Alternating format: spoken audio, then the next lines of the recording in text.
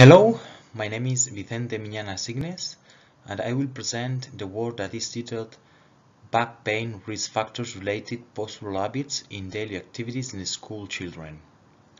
Dr. Monfort Pañego, Professor Bosch Vidia, and Dr. Matthias Noll have participated in this work. We compose the Back Health Education Research Group of the Teaching Training Faculty of the University of Valencia. We hope you like this work.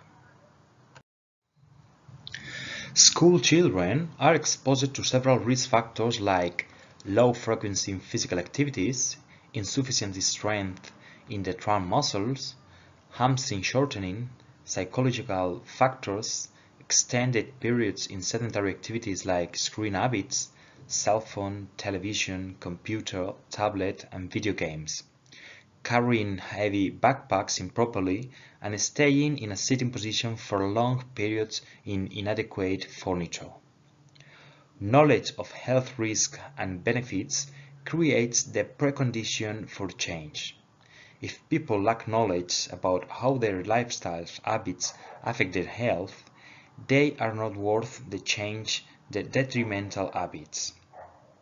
Health habits are rooted in familiar practices, but schools have an important role to play in promoting the health.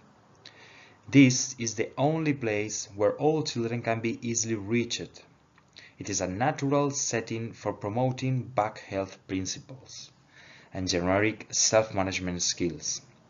Furthermore, although health promotion can and should be carried out at any stage of life, the best time to act seems to be the childhood-adolescent stage, when they begin to be acquired and consolidated certain patterns of behavior that will become healthy behaviors or health risk behaviors in the future. Concerning to the improvement of back health in a school setting, the scientific community has developed intervention programs related to knowledge, postural habits, and practice of physical exercise. Thus, in order to provide findings that might guide the developing of health promotion programs in the school context, our study aimed to analyze the level of postural habits in a sample of primary education students. Regarding the method, a cross-sectional study was performed. The initial sample was made up of a total of 374 students by convenience from two public primary schools of the city of Valencia during the 2019-2020 school year. But the final sample was composed by 232 children who completed the questionnaires.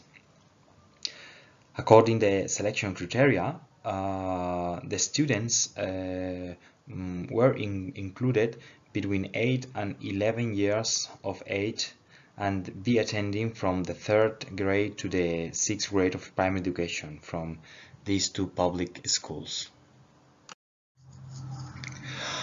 According to the evaluation instruments, we use the BEHALVES. It is a questionnaire recently validated by the Back Health Education Research Group from the Teacher Training Faculty of the University of Valencia, and it is called the Health Questionnaire on Back Care Postural Habits Concerning Physical Activities in Daily Life for Adolescents. It is a questionnaire composed by 31 questions as a single construct, and they register responses to 4-point Likert scale. We find 5 categories of postural habits. They are sitting posture, standing posture, use of backpacks, mobilizing heavy weights, and lying posture. This questionnaire, as you know, was administered for students from 8 to 11 years old. Regarding the procedure, the questionnaire could be performed at the schools or at home. The classroom teacher could perform the questionnaire at the computer room or to give to the families the guide to complete it at home. The questionnaires were available on Google Forms. All the students voluntarily participated in the study.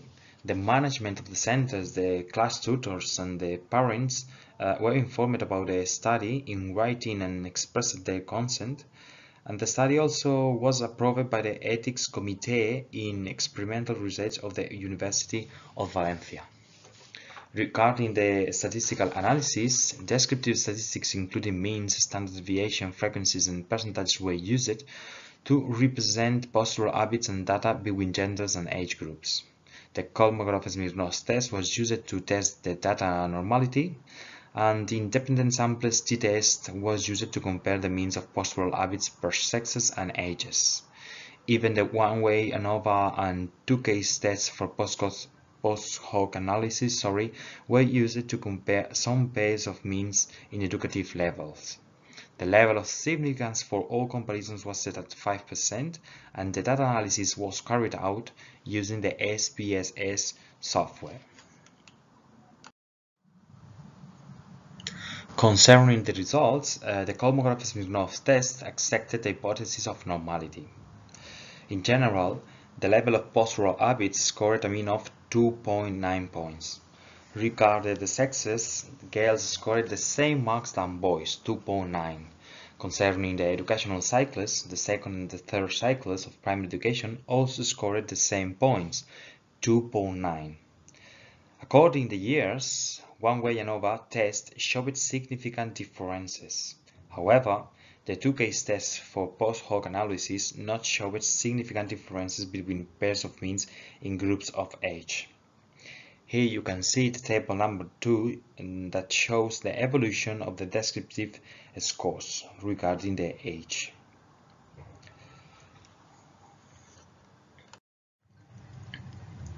In the next figure, number 1, we can find the distribution of the means of postural habits by categories. We find the lowest score in the sitting posture category and the highest score in the lifting and carrying load.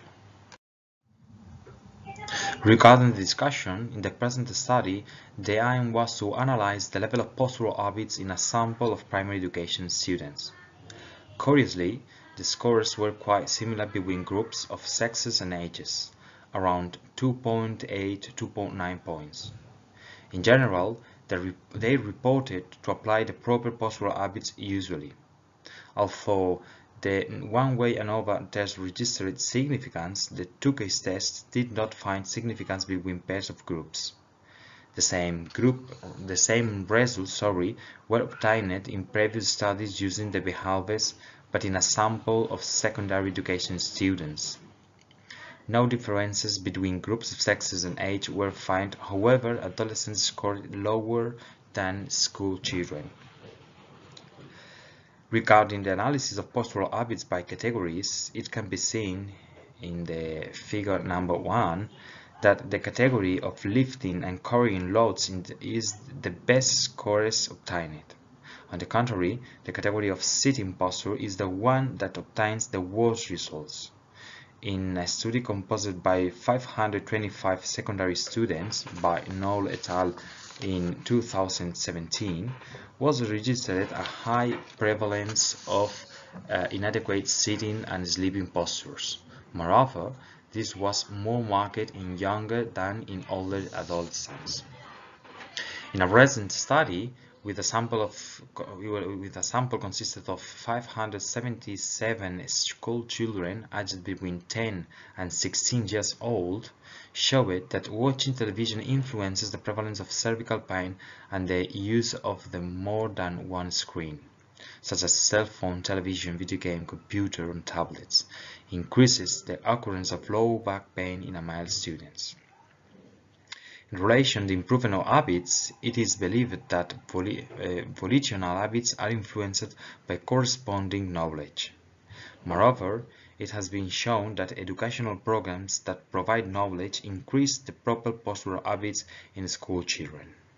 However, knowledge per se is probably not enough to change habits. Knowledge could be considered the first step to the establishment of healthy habits. Concerning in models and methods of habits change has produced promising results in the context in the transtheorical model. This model posits that health behavior change involves progress through 6 stages of change. The applicability of the transtheorical model for postural behavior can contribute to the prevention of back pain. Comprehensive approach based on multiple intervention components and sociological models that integrate guide programs with family and community efforts are more successful in promoting health than other programs in which the school try to do it alone. In summary, our findings suggest that postural habits are usually met. Not significant differences were found between age of groups and sexes. Hence, our results further strengthen that postural habits could still be improved in school children. Moreover, one of the most significant back pain risk factors, sitting posture, registered the worst average.